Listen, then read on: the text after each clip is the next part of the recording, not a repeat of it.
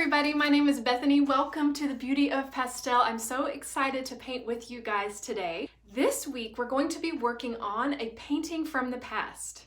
Now, a painting from the past is when I take a painting that I did in the past and I usually recreate it. That shows growth, it shows how my technique has changed, things that I've learned, and I love to watch how over time things evolve and how you approach something. Now, for this week's painting, I'm not going to recreate a piece. I'm actually going to be working on the old painting. This is the one we're going to be working on. You might recognize it if you have watched any of my YouTube videos. This is an old piece that I did for YouTube. Now, I like this painting, and at the time, I was really beginning to experiment with more of the acrylic ink that we've talked about. I can see that in some of these tree forms. I use a lot of the acrylic ink to form these trees, but there are things about this, even though it's behind a frame, it's been hanging on my wall, that bother me. Mostly, I don't love this water/path.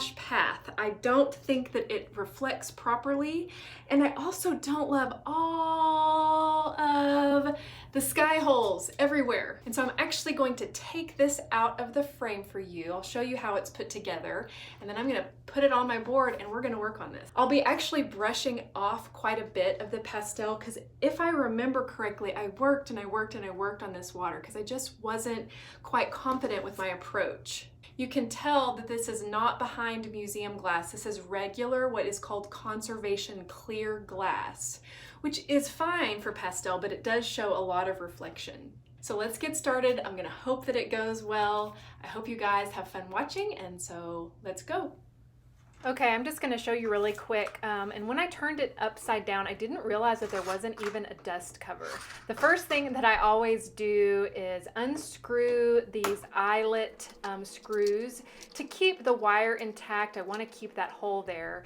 And then using needle nose pliers, you can see that there are small little brads that are actually holding in this foam core that is a backer for the painting. Most framers use this type of attachment, or they use what are called points, flexible points, or sometimes rigid points. Those are very common ways to adhere your backer board and your painting into your frame.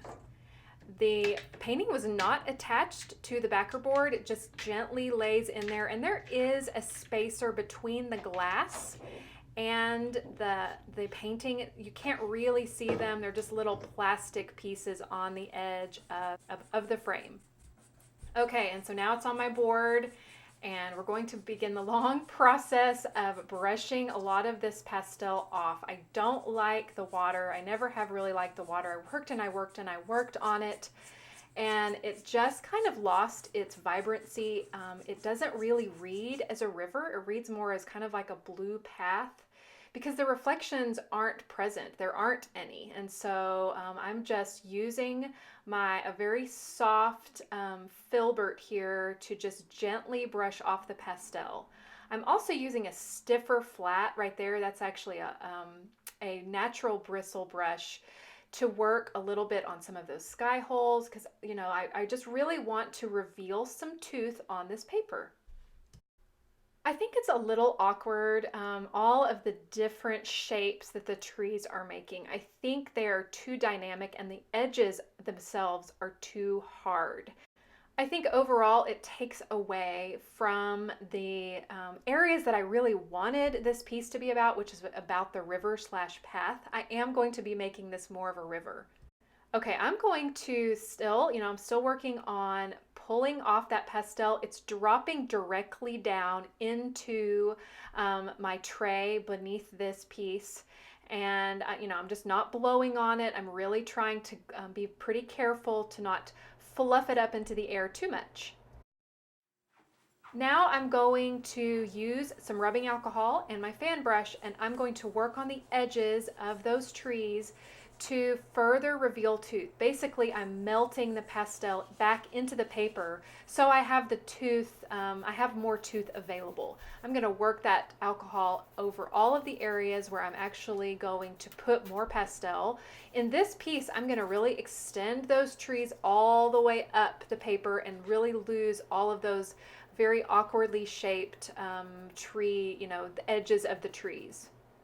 I'm going back and forth between my glazing brush and my fan brush in the grasses, really whisking around that alcohol to help create some texture and also reveal tooth once again. Of course, this is sped up a little bit because this probably isn't the most interesting thing, but you can see that I'm just flicking that fan brush around, creating lines through the pastel. Now it's dry.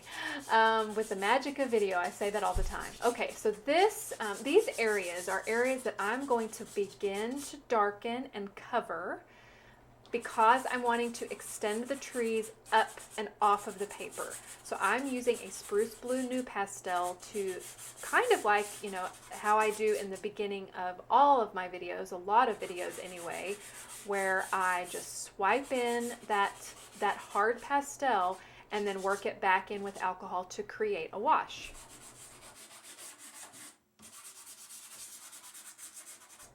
I am having to push a little bit harder than I normally do with just raw paper because there is pastel on this paper. It's not completely void of, of pastel. So there's not quite as much tooth as I normally like, but I'm going right back in with my alcohol and pushing that pigment into the paper, creating a paint that's going to help create a moodier sense to these trees. I want them to look backlit. We're going to focus the light on that left-hand side up in that corner, kind of behind and scraping across the trees and down into the water and on the grasses. Going right back in with it still wet. I want to create a really nice dark value here to create a base that I'm then going to gradually lighten.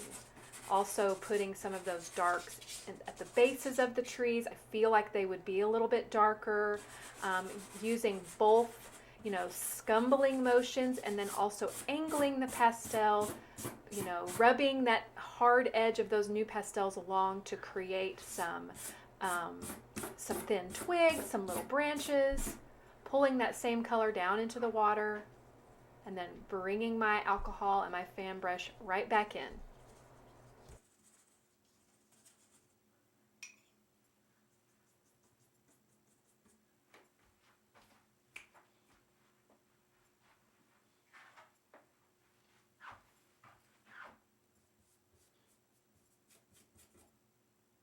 I like to use a glazing brush for water because I don't necessarily need those thready little twiggy looking brush strokes unless it's on the edge of water, or if I want to create the look that maybe there are some grasses that are growing out into the water. So I really like this glazing brush just because it helps create just a very even wash. It's funny to watch this because you can see that I am kind of dancing. I am listening to some new wireless earbuds because so many of you really enjoy the sound of the pastels on the paper. I have decided to stop listening to it over the loudspeaker so I can, I don't have to remove that sound. But I didn't realize that I was grooving so much to whatever song I'm listening to. It's funny to watch. You can see me using those vertical, the sides of that pastel to really help some of that, develop those areas underneath those trees. Also even going over some of these tree trunks a little bit. Really kind of thinking about it in the same way, trying to get my value map where I want it before I start applying different hues. Those greens, I'm going to apply some warm greens, cool greens, some yellows. I want to keep this pretty analogous. We are talking about the last light of the landscape. I want to keep it kind of moody, and really, reiterate that idea that this side of the trees, the side of the trees that I'm standing, if I Mary Poppins my way into this piece, that side is more in shadow than on the far side of these trees. On the far side is where I'm going to be putting some hints of, color in the meadow, color, the light shining through the trees as they come towards me. So those are all the things that are going on in my head. I'm really just trying to get the value correct right now. Also, alcohol always goes on much, much darker, and then of course it dries much lighter. It almost dries the same color. What I'm working on when I put alcohol on is creating texture. Sometimes, like in that area I'm working in now, if I pull the blue up over a lighter area, that will show. That area over there with the bush kind of over above my name, where you can see on that left-hand side, that's going to dry pretty much the same color. It does create some very hard to distinguish unless you're looking very closely. It does create some very thready lines, maybe some, just very slight effects in the grasses, but it's just more about the texture in those areas than it is about creating a darker value. Time for dry pastel. This is a dark, very dark blue Terry Ludwig. It mirrors and mimics the colors in that alcohol wash that I just put on, and I like working that way. It helps me keep my values and my hues under control if I don't go to a different hue right away. I always try to mirror and mimic the underpainting with the first few passes of dry pastel.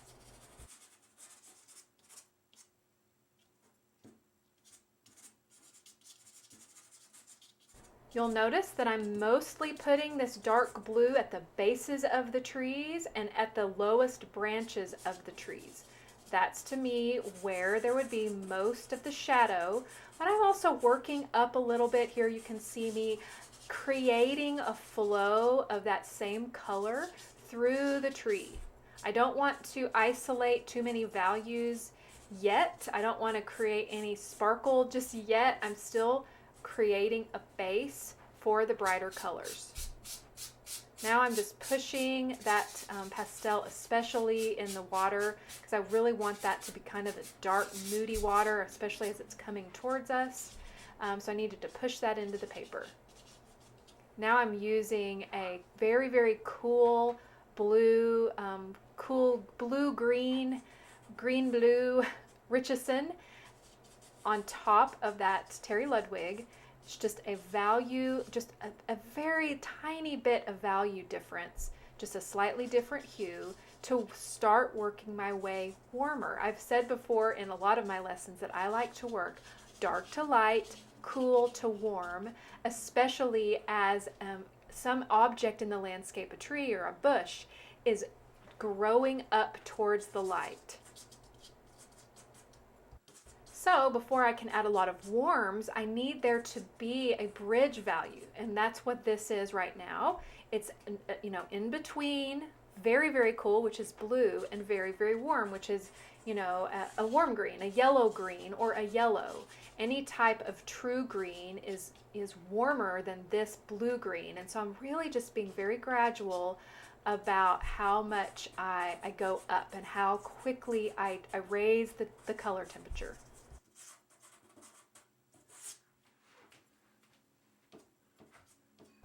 Okay, you can see a little bit brighter, a little bit greener, a little bit more yellow.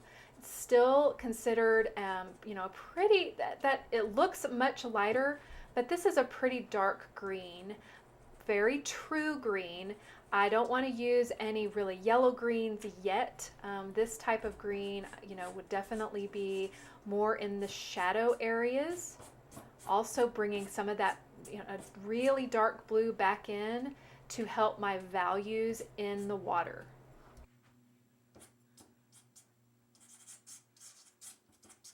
Working up some of that darkness up into the grasses helps you imply shadow and kind of breaks up the very consistent edge of this water.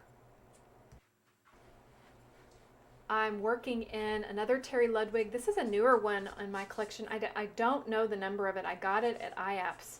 And it's just this really soft, very neutral, dark turquoise that very much leans towards green, of course.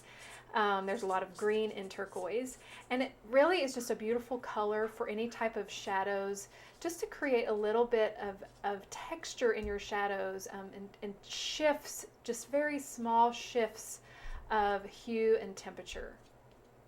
Now adding in some more greens here. I'm using a lot of Terry Ludwigs in this piece, mostly because they're softer, and I need that softness to be able to layer onto this paper that has been used many times. You know, as much as I melted that pastel in with rubbing alcohol, it's still, you know, quite a bit of the tooth is still taken up, and so I have to use a softer pastel here to in order to lay down any pastel. I'm starting to think about how there's going to be light behind these trees on the other side, and how some of that light would be peeking through. So instead of having so many really kind of outrageous looking sky holes, edges of trees, I'm playing with adding more tree, you know, I guess they're not sky holes, they're more like tree leaf holes because there's trees behind these trees. There's, you know, lots and lots of branches and light, you know, the light is streaming through. That's what I want to achieve anyway. And so starting to add these warmer colors is just really building that effect.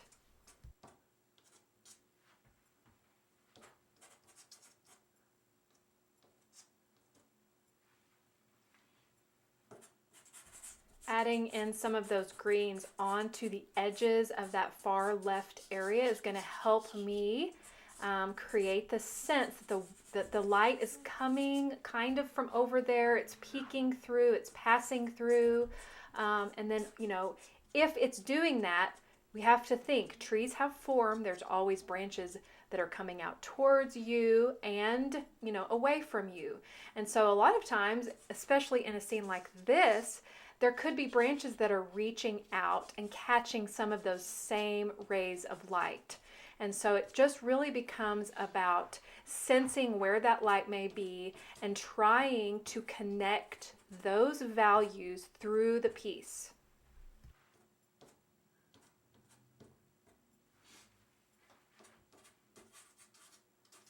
I'm using soft scumbling marks here, some light tapping. I'm, you know, kind of pushing and flicking up with the pastel. This is another Richardson. I have quite a few of them. I really like these. They're similar to Terry Ludwig, and I just have a few different hues than the Terry Ludwigs, and so I kind of go back and forth between those two as a soft complement to each other. I have a lot of unisons, but not in these color ranges. They're more lighter blues, more sky colors, I would say, and I would consider them a similar hardness, although maybe a little bit harder. They would probably also work as well, but I don't have as many in these colors, these darker colors. Now you guys have seen me many times tone my paper with this peach color and then layer on blues. And so I decided, why not try that on this piece? There's so much blue in the water, even though it's dark. There's so much blue in the trees that I think the sky needs blue as well. Now this video is a little off in that area is what is known as blown. It's blown out. That is not quite as light in person as it is in this video. There's a light that's clipped on my mini blind that's right next to my easel that's really close to it, and I think it's just a little bit too bright in that area. But that turquoise that I'm putting on right now is quite a bit darker. It's kind of hard, it's just hard to see from this angle what color that actually is.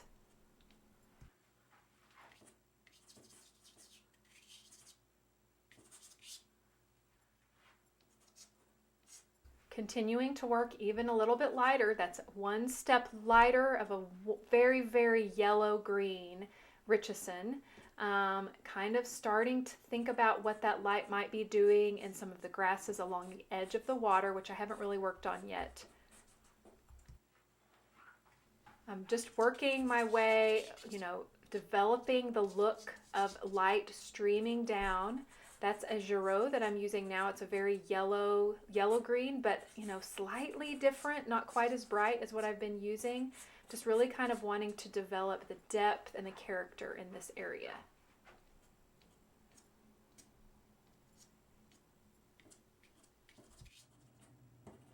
Okay, it's time to be brave and add some highlights down into the water. Using the same turquoise that I used up in that far edge, I'm just starting to kind of carve into those grasses that I have on the left. You can see that I just put down some blue in the water, and then I also just put it right back up into the landscape. I love to do that. If I have a color in the water, I try to put it somewhere in the sky, or if it's a darker blue, then maybe put it as, you know, creating a shadow beneath. Here is just an up close. You can see how I'm just gently, you know, scraping, scumbling those pastels across the paper. Yes, the pastel has changed. You're like, what, where did all that blue come from? What happened?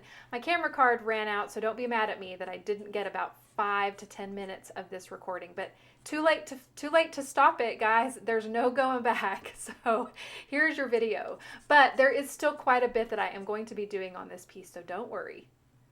You can see that I added some blues up into the trees. I extended some blue and some more green down into the water. That's really all you missed, was just adding some of those blue scumbles, the blue pulling it down into the water, as well as some greens, reflected greens, down also into the water. You can see here that I'm just, you know, I pull it in, and then I like to tap it with my finger to soften the edges. Also adding a little bit of peaches as an added glow, since there is peach in the sky.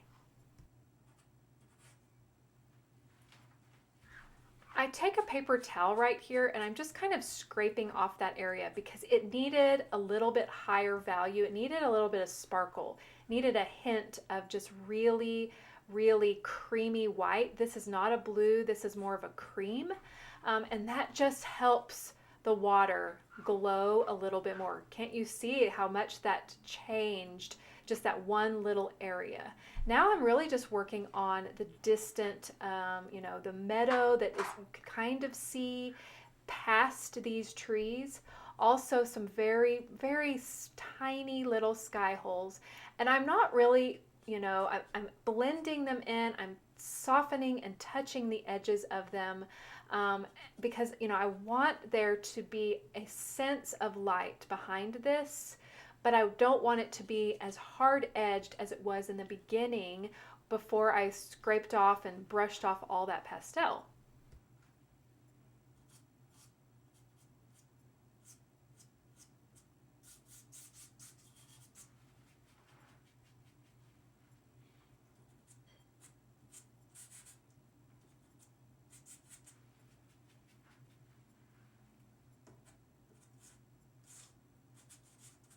Sometimes if you just gently scumble across the tops of trees, you can imply that, you know, those branches maybe are a little thinner. It, you know, it creates a foggy, mistier, out of focus effect that I really like, instead of just having really hard darks at the very top, which I think draw the eye a little bit too much.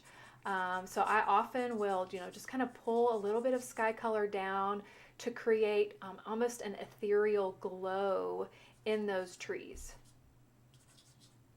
Still kind of working on some shapes here on those bushes. Really just, you know, this doesn't have a reference. And I know it can be really hard. This isn't really a video that is a paint along, although you can absolutely paint along with my old YouTube video and then watch this one too, and then maybe get you know, as far as I have with this piece and how things evolve and things changed. This has encouraged me. Maybe I should take a bunch of my paintings out of frames and redo them.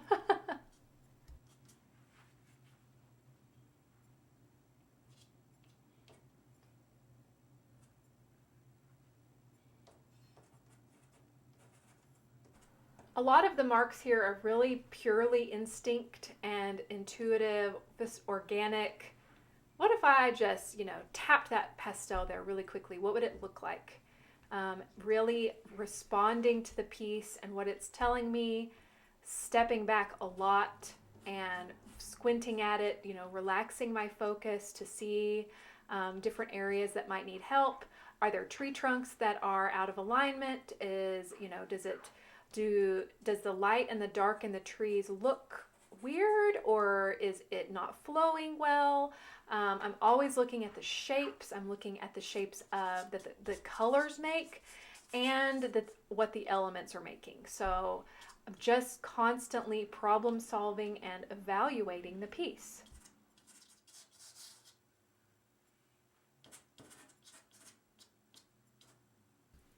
I'm wanting to still, really emphasize that feeling of light coming across. Adding some grasses going over the water a little bit to break up that distant kind of angle as it's flowing out. Wanting to connect some of those those values and the warm areas of the trees especially, just a little bit more. Areas that I think feel a little too chunky, I'm just going back in with some pipe foam and softening those edges a little bit to create a more feathery effect, an airy effect in the leaves, in the branches that I've indicated.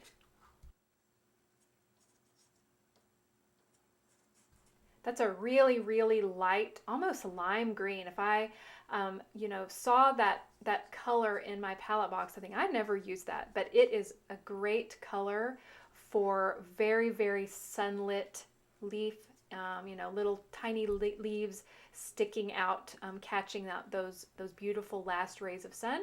And so I'm, trying it out very, very gently. If any of these things, I'm using such a light touch that if anything ever to me doesn't read well, then it's pretty easy to brush off. And in some cases, I have before gone back in with rubbing alcohol to kind of wash that color back in. But this is never a color I would use for any of the darker areas unless I want to highlight, maybe one single leaf, or there's, some grasses that are showing, a seed head, down there and, on the shoreline, because it's a pretty light green value.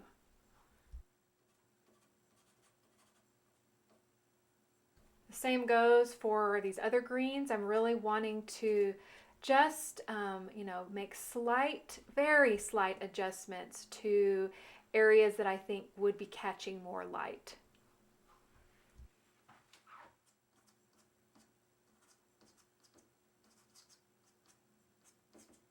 This has been such a fun piece to work on. I'm so glad that I finally took that out of its frame and put it back up on my easel. Sometimes you just have to do that. And this was a really fun painting from the past. Hey guys, I hope you enjoyed watching this. I had so much fun taking this off my wall and working on it. I made a few changes because, of course, we all do, after I finished filming the video, and I wanted to show you some of them. Okay, you guys, there is the finished piece. And what you'll notice is that there's quite a few little yellow flowers and also some blue on the trunks. Now, the reason I did that is I wanted to bring some more character, and I felt like the trunks were all too even and they were sinking into the piece a little bit too much. And so I added some blues to reflect some kind, the blues up in the grass or up in the foliage and also in the water. I also straightened my meadow in the distance a little bit, and then added some, some really bright yellow and some dark yellow marks to indicate more wildflowers. So that is where the piece stands for now. We'll see. I'm going to look at it for a few days. Of course, I've been looking at it for years, thinking I needed to change it. And so I'm just really excited to have gotten to do this for you. I hope you have enjoyed watching the transformation. Please let me know what you think.